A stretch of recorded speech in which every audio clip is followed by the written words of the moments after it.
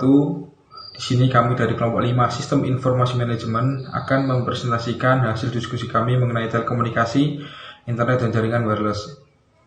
Di sini kami akan memaparkan beberapa poin penting, diantaranya pengertian telekomunikasi dan internet, yang kedua ada perkembangan teknologi jaringan wireless, yang ketiga ada manfaat jaringan komunikasi internet, yang keempat ada pengertian dan macam-macam perangkat keras komputer, yang kelima ada kebutuhan perangkat lunak, yang keenam ada evaluasi kebutuhan infrastruktur teknologi informasi dalam organisasi bisnis, dan yang terakhir mengidentifikasi kebutuhan data untuk membangun database bisnis.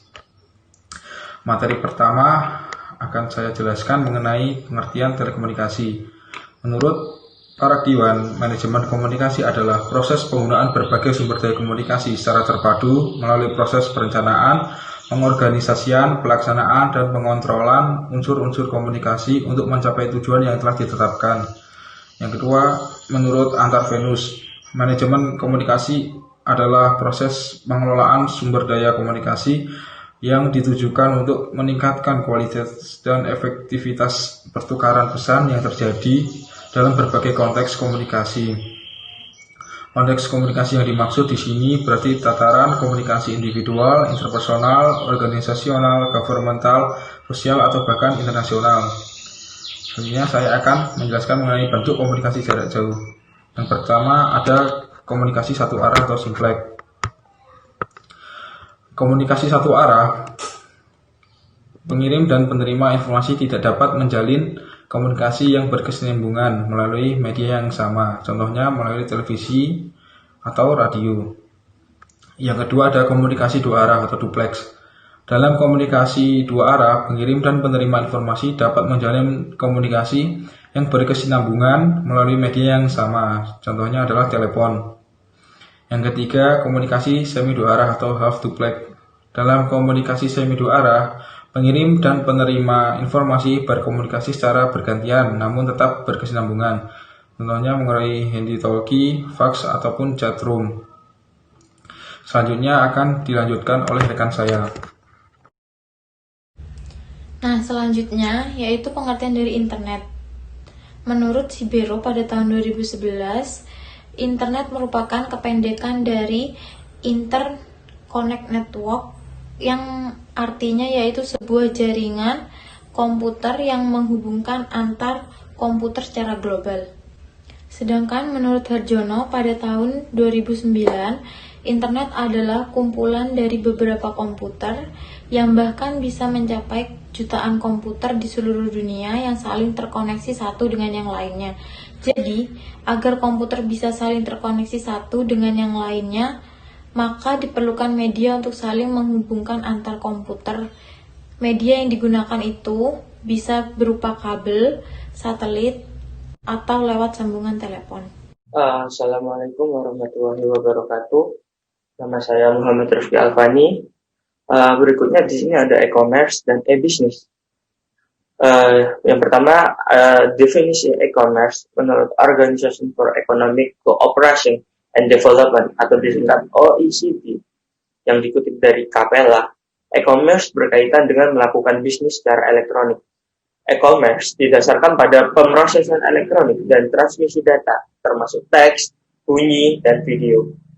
E-commerce mencakup segala macam aktivitas termasuk perdagangan elektronik, baik barang ataupun jasa, pengiriman secara online dari isi digital, transfer dana secara elektronik, electronic share trading, electronic bill of lading, commercial auction, kolaborasi desain dan rekayasa, online sourcing, public procurement, direct consumer marketing, dan layanan penajual.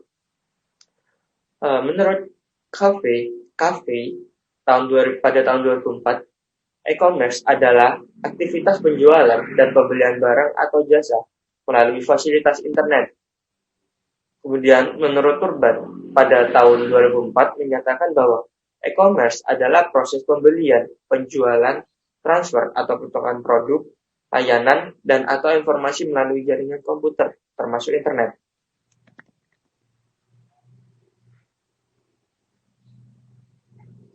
Kemudian di sini ada e-business. Secara umum, merupakan pertukaran informasi yang dimediasi secara elektronik.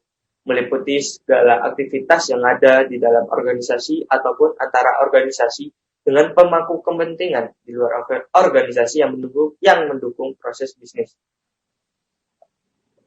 Kemudian, perkembangan teknologi elektronik, khususnya internet, menyebabkan perkembangan e-bisnis yang sangat pesat pada akhir-akhir ini. Penggunaan e-bisnis bukan hanya sekedar tren saja, tetapi banyak keuntungan yang dapat diperoleh.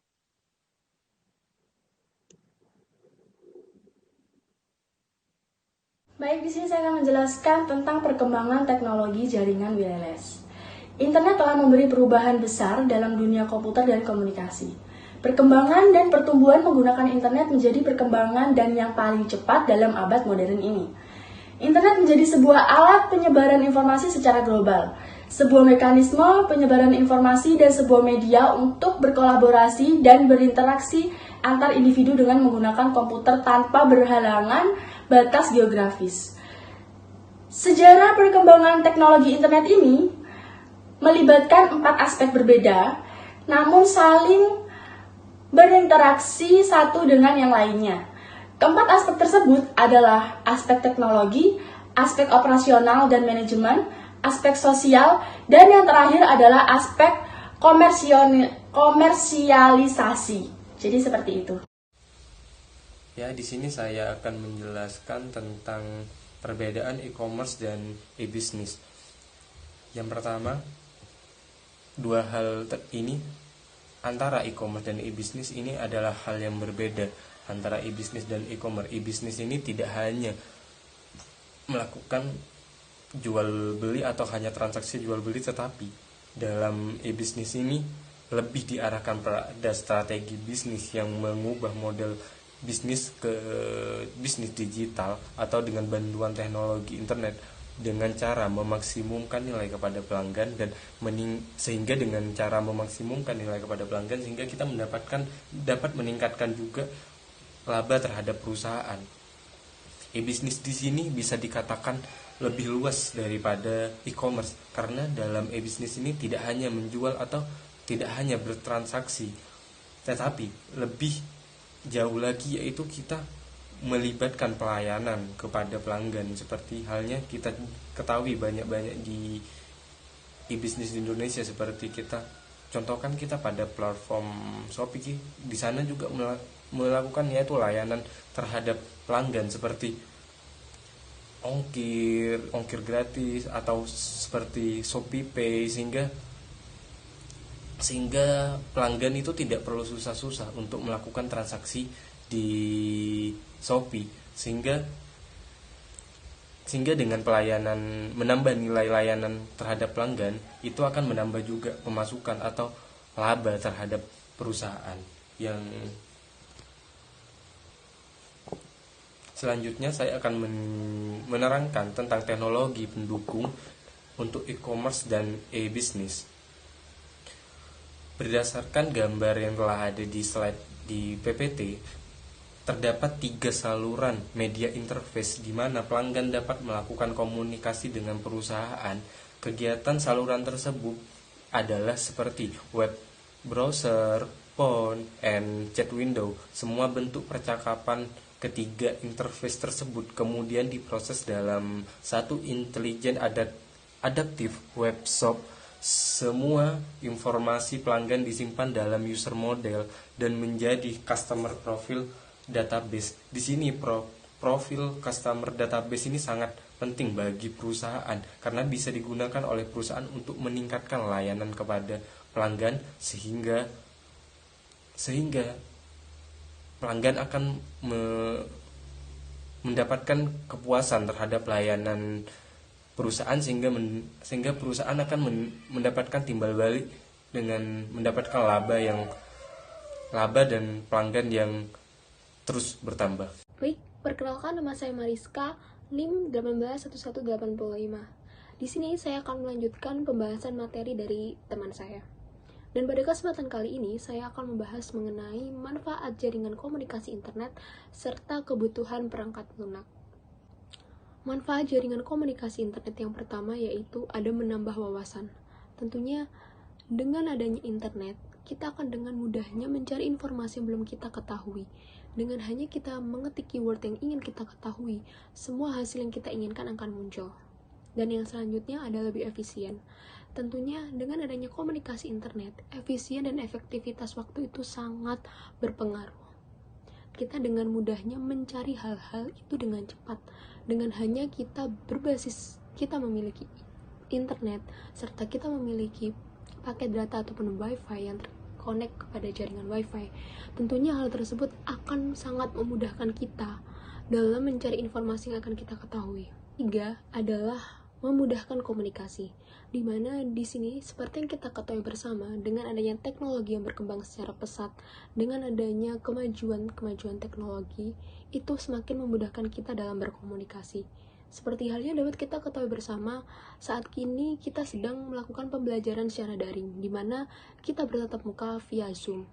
Sehingga hal tersebut tentunya akan memudahkan kita dalam berkomunikasi. Dan yang selanjutnya, meningkatkan penguasaan bahasa asing. Di internet sendiri terdapat beberapa macam dan berbagai macam banyak jenis translate. Sehingga itu hal tersebut juga akan memudahkan kita dalam proses pembelajaran bahasa asing. Dengan mudahnya kita dapat mendetek bahasa yang ingin kita ketahui. Dan yang selanjutnya, mendorong kemandirian. Mendorong kemandirian di sini dapat diartikan sebagai kita ini dapat mencari informasi-informasi yang ingin kita ketahui itu dengan mudah. Sehingga tidak harus merepotkan orang-orang tua seperti anak-anak contohnya, itu tidak harus pergi ke suatu toko buku untuk membuka ataupun mencari buku-buku yang ingin diketahui informasinya, seperti itu. Sebagai sarana hiburan, tentunya di sini internet juga tidak hanya menampung informasi, tapi juga kita dapat bermain game secara online, entah itu berbasis berbayar ataupun tidak, tapi game di internet itu sangatlah banyak. Dan yang ke-8 adalah memudahkan pekerjaan. Di sini memudahkan pekerjaan memiliki artian sangat luas, di mana kita dapat mencari ataupun mengolah informasi ataupun data yang ingin kita ketahui itu di internet. Dengan mudahnya kita tidak perlu melakukan survei terhadap suatu perusahaan ataupun apa yang akan kita kerjakan itu kepada pihak terkait. Kita dapat dengan mudahnya mencari informasi tersebut di web ataupun perusahaan yang telah menyediakan informasi ataupun data yang kita butuhkan, sehingga hal tersebut akan sangat memudahkan kita dalam menjalankan pekerjaan kita. Terakhir, bisa untuk berbelanja, dimana dengan adanya sarana e-commerce itu sangat memudahkan masyarakat untuk memiliki barang tanpa harus keluar rumah. Apalagi dengan adanya pandemi saat ini, tentunya orang akan aware terhadap kesehatan diri masing-masing. Sehingga dengan adanya e-commerce itu sangat memudahkan. Kita hanya duduk manis, bermain HP, dan mencari barang yang ingin kita butuhkan, lalu barang tersebut bisa datang langsung di rumah, tanpa harus susah-susah mengeluarkan tenaga dan biaya lebih untuk pergi ke suatu mall ataupun suatu pusat perbelanjaan untuk mencari kebutuhan. Dan yang selanjutnya, saya akan menjelaskan mengenai kebutuhan perangkat lunak. Sebelum itu, tentunya kita harus mengetahui terlebih dahulu pengertian dari kebutuhan perangkat lunak. Kebutuhan perangkat lunak sendiri memiliki pengertian yaitu di mana adanya kondisi, syarat, kebutuhan, serta kemampuan yang harus dimiliki oleh perangkat lunak itu sendiri untuk memenuhi kebutuhan ataupun syarat yang harus dipenuhi oleh calon pemakainya. Di mana kebutuhan perangkat lunak sendiri memiliki dua fungsi. Yang pertama yaitu jenis fungsional ataupun dapat diartikan sebagai functional requirement, dan yang kedua yaitu jenis non-fungsional ataupun dapat diartikan sebagai non-functional requirement. Perkenalkan, nama saya Giana Bella Haryono dan di sini saya akan menjelaskan mengenai evaluasi infrastruktur teknologi informasi dalam organisasi bisnis. Infrastruktur teknologi informasi ini sangatlah penting untuk kehidupan sehari-hari karena dapat membantu dalam prosesnya, yaitu bisa dalam simulasi sistem, pengumpulan data maupun pengolahan data. Nah, penerapan teknologi informasi ini pada core bisnis organisasi dapat meningkatkan ketergantungan terhadap teknologi tersebut. Hal tersebut dapat menimbulkan permasalahan baru, di antaranya pengolahan teknologi informasi yang kurang baik, permasalahan terhadap kinerja, dan penerapan teknologi pada organisasi membutuhkan sebuah framework. Karena itu, framework ini disusun berdasarkan best practice dan permasalahan yang terjadi, kemudian dirangkum secara general untuk diterapkan oleh organisasi. Maka dari itu diperlukan tata kelola teknologi informasi sebagai panduan penerapan teknologi informasi agar selaras dengan proses bisnis organisasi. Evaluasi ini merupakan pengukuran terhadap kualitas yang dipelajari menggunakan standar-standar masing-masing perusahaan. Nah, pengolahan teknologi informasi ini salah satunya dengan menekankan pada evaluasi kontrol pada perusahaan. Saya Ahmad Mutasim Billah Bahari dari kelompok 5 akan menjelaskan tentang mengidentifikasi kebutuhan data untuk membangun database bisnis. Yang pertama, konsep sistem database. Pengertian database menurut James Martin dalam bukunya Database Organization sebagai berikut. Database adalah suatu kumpulan data terhubung, interrelated data yang disimpan secara bersama-sama pada suatu media tanpa mengatasnamakan satu sama lain, atau tidak perlu suatu kerangkapan data dengan cara tertentu sehingga mudah digunakan atau ditampilkan kembali. Dapat digunakan oleh satu atau lebih program aplikasi secara optimal. Data disimpan tanpa mengalami ketergantungan pada program yang akan menggunakannya. Data disimpan sedemikian rupa sehingga penambahan, pengambilan, dan modifikasi dapat dilakukan dengan mudah dan terkontrol. Selanjutnya, elemen sistem database. Elemen sistem database terdiri dari yang pertama elemen, yang kedua software atau perangkat lunak, yang ketiga hardware atau perangkat keras, dan yang terakhir manusia atau brainware. Sekian presentasi dari kelompok kami. Kurang lebihnya mohon maaf. Wassalamualaikum warahmatullahi wabarakatuh.